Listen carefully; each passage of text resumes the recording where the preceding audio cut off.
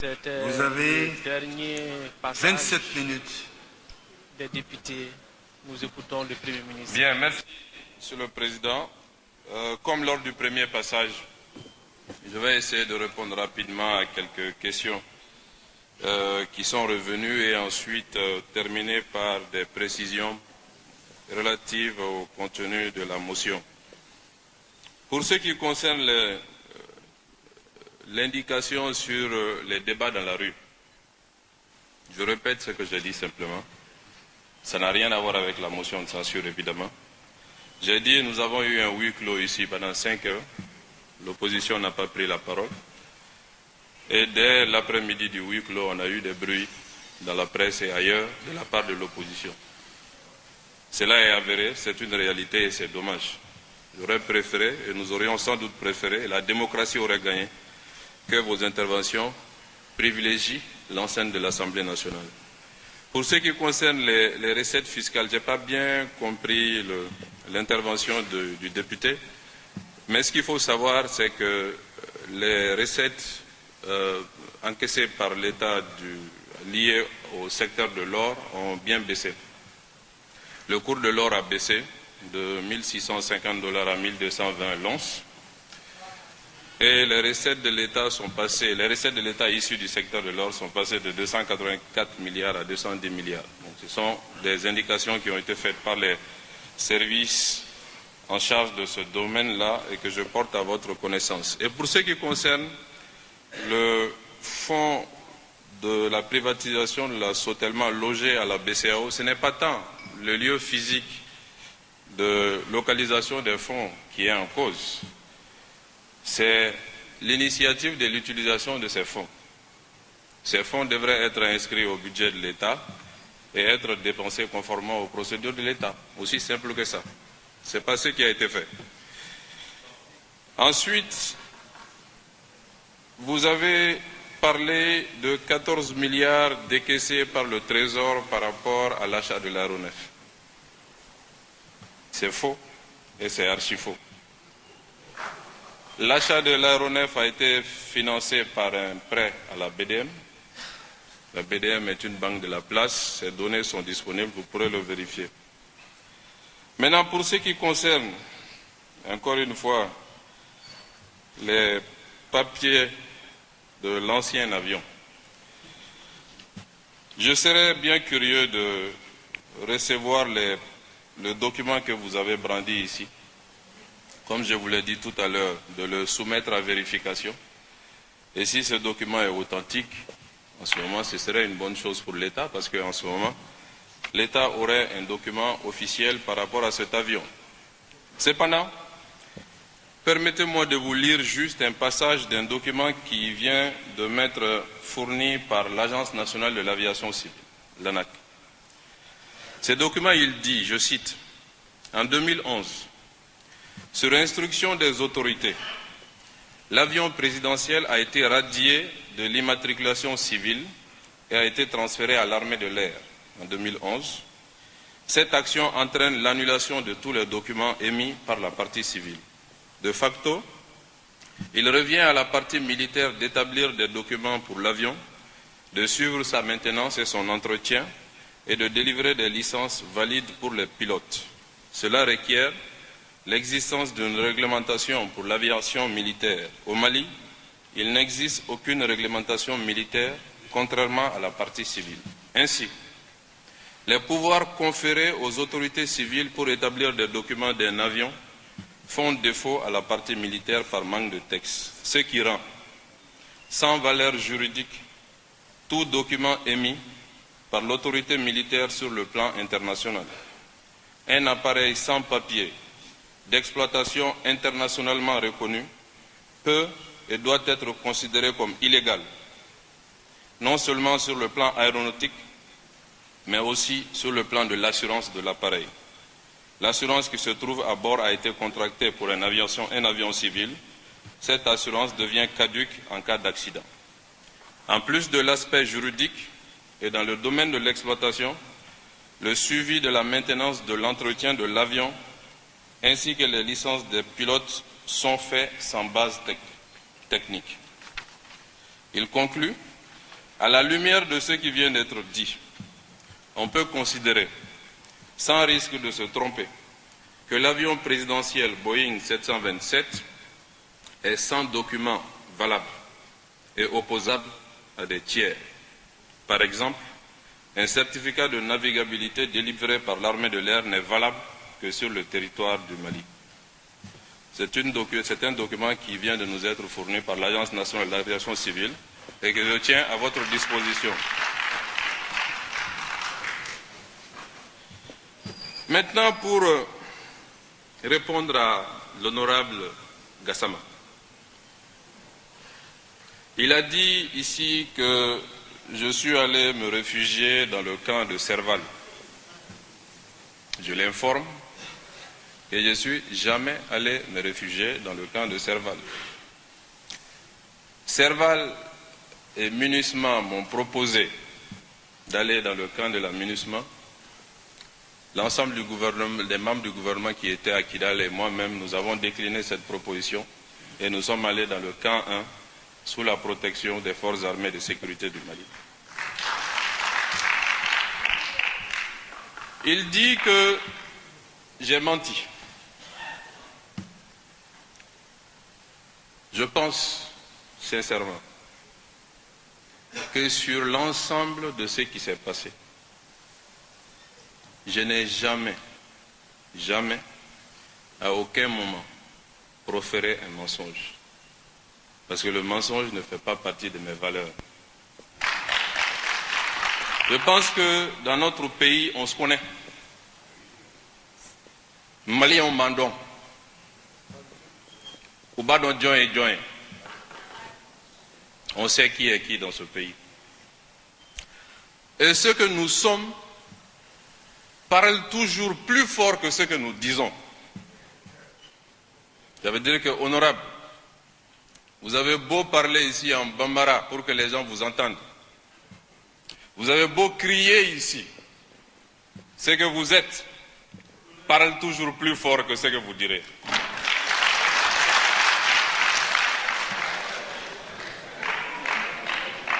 Je ne démissionnerai pas.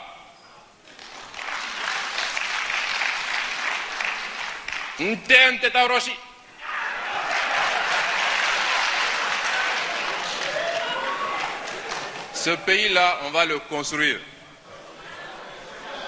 Ça va être difficile, ça va être compliqué, mais on va le construire, Inch'Allah. Maintenant, rapidement, Monsieur le Président, honorable député,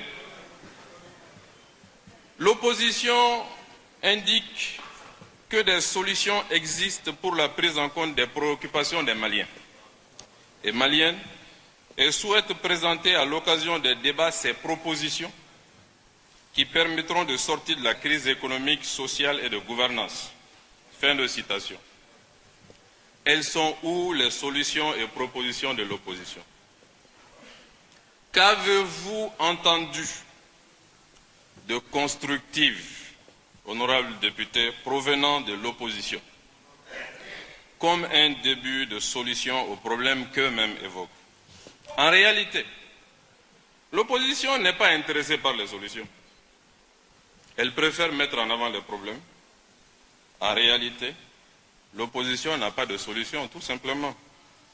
Sinon, on le saurait, vu que par le passé, elle a participé à la gestion du pouvoir dans notre pays. Nous attendons vos propositions, honorables députés de l'opposition. Et je m'engage ici, devant votre auguste assemblée, à les prendre en compte si elles sont pertinentes. C'est ce que j'avais indiqué à l'honorable Soumaïla Cissé quand il m'a informé en février dernier, je pense qu'il se rappelle, en marge des travaux du Forum de Bamako, alors que j'étais ministre de la Ville, qu'il avait des solutions sur les questions d'assainissement de la ville de Bamako.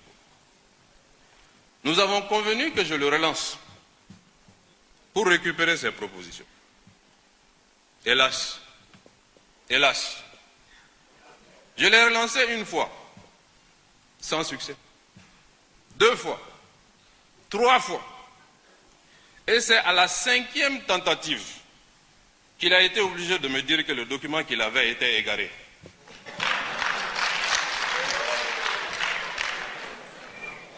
Peut-être qu'il a retrouvé depuis.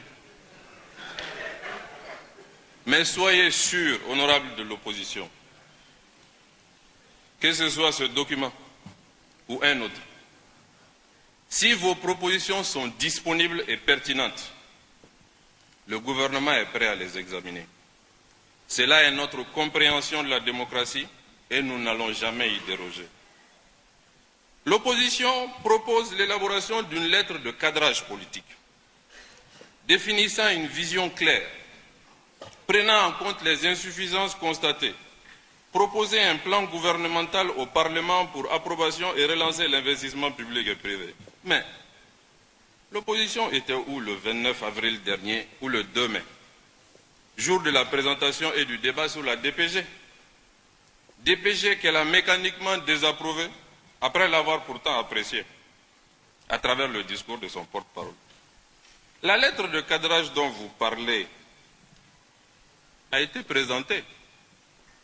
Le plan gouvernemental que vous réclamez a été présenté et approuvé par vous, ici au Parlement. La relance de l'investissement public et privé que vous réclamez a été prévue et est en cours, chers députés de l'opposition. Mais ils ont été présentés pour plusieurs mois, voire plusieurs années, pas quelques semaines. Et ce n'est sans doute pas en 2 mois que nous verrons leurs résultats. Ce que vous demandez a donc déjà été fait, et bien fait. Honorables députés de l'opposition, n'essayez pas d'enfoncer des portes déjà ouvertes. Entrez simplement et apportez votre contribution à l'œuvre de reconstruction nationale que nous sommes en train de conduire sous la direction du président Ibrahim Boubacar Keïta. Cette œuvre, Monsieur le Président, Mesdames et Messieurs les députés, est la seule qui vaille aujourd'hui, car la seule en mesure de sortir notre pays des difficultés qui l'assaillent, difficultés profondes, comme jamais il n'en a eu dans son histoire. Le chef de l'État veut sortir notre pays de l'ornière, lui donner sa dignité, faire le bonheur de ses compatriotes par le changement. Finalement, honorables députés de l'opposition, c'est ce que vous redoutez. Car la réussite du chef de l'État signera l'échec de la carrière de beaucoup d'hommes politiques. Ceux qui ont appris à faire de la politique un fonds de commerce, un métier, une activité professionnelle. C'est cette vision que vous redoutez. Ce n'est pas l'absence de vision dont vous avez peur, mais au contraire, c'est la vision du chef de l'État de faire un Mali de travail et de mérite, un Mali de l'excellence et de la droiture. C'est cette vision dont vous avez peur. Ce Mali-là, effectivement, n'offrira pas davantage de position à ceux qui utilisent les Maliens comme ascenseur, à ceux qui utilisent les Maliens et leur malheur comme escalier. Ce Mali-là sera pour le bonheur des Maliens. Monsieur le Président, honorables députés, pour terminer, plus que jamais, notre pays a besoin d'unité, quand l'essentiel est en jeu. Besoin d'entente et de collaboration entre les acteurs politiques, de la société civile, entre toutes les composantes de la nation pour faire face à 3 fronts majeurs qui conditionneront notre avenir immédiat. Le premier est celui de la rébellion, des groupes armés aux motivations politiques qui doivent sentir l'unité de tous les Maliens pour aller vers un pays pluriel, divers mais uni, dans un cadre où l'intégrité du territoire sera à jamais garantie par notre ferme résolution, nous tous, les 15 millions de Maliens, à mourir pour le Mali s'il le faut. Cet esprit de sacrifice, cette détermination seront garantis par notre unité. Le second front, beaucoup plus difficile, beaucoup plus redoutable, et qui nécessitera plus d'efforts et plus de sacrifices de tous, y compris les rebelles de nouveau accueillis dans la République, à la suite d'accords de paix inclusifs et globaux, est celui du terrorisme à consonance religieuse. Tous ensemble, unis, main dans la main, nous devons dire à ces assassins illuminés que leur combat n'est pas le nôtre, que leur vision de l'humanité et de l'islam n'est pas le nôtre, que nous n'avons rien à voir avec leurs sources de frustration et rien à apprendre de leur doctrine. Tous ensemble, unis, main dans la main, nous devons être prêts à mener un combat sans merci contre les voleurs, violeurs, mutilateurs, bandits sans foi ni loi et les bouter hors de notre territoire. Ce combat, qui prendra du temps, nous le gagnerons si nous sommes ensemble. Le troisième défi, plus insidieux encore que le séparatisme et le terrorisme, plus difficile à combattre car moins visible, plus sournois, mais avec des conséquences violentes et durables, est celui de la drogue et des mafias qui en sont les commanditaires. Mafias qui savent infiltrer et corrompre la justice, la police, la gendarmerie, les partis politiques, les décideurs, souvent à des niveaux insoupçonnés et qui finissent par corrompre l'État, à le transformer en narco-État, détruisant tout espoir de paix, de sécurité, d'unité et de développement, détruisant la société et la nation. La drogue est plus grave que le terrorisme, plus grave que la rébellion. Elle a déjà pénétré notre société et nos centres de décision. Il est encore temps de la combattre. Mes chers compatriotes, honorables députés, uniquement si nous sommes unis, déterminés, motivés pour ce faire. Ces enjeux dépassent un gouvernement, ces enjeux dépassent une personne, ces enjeux dépassent même une législature. Nous devons être capables de les appréhender justement et de nous donner la main pour y faire face. Le Mali n'a jamais été aussi menacé qu'aujourd'hui, rassurez-vous. Sachons-le sortir de ces difficultés, ensemble, comme cela fut déjà le cas il y a presque 800 ans, quand les sages du Mandé se sont unis face à la menace du Soso pour invoquer leurs ancêtres, unir leurs forces, taire leurs divergences, se donner la main sous l'égide d'un de leurs dignes fils et chasser l'ennemi pour préserver le pays. Sauvons le Mali. Ensemble, sauvons le Mali. Sauvons le Mali encore une fois. Merci, mesdames et messieurs, pour votre écoute.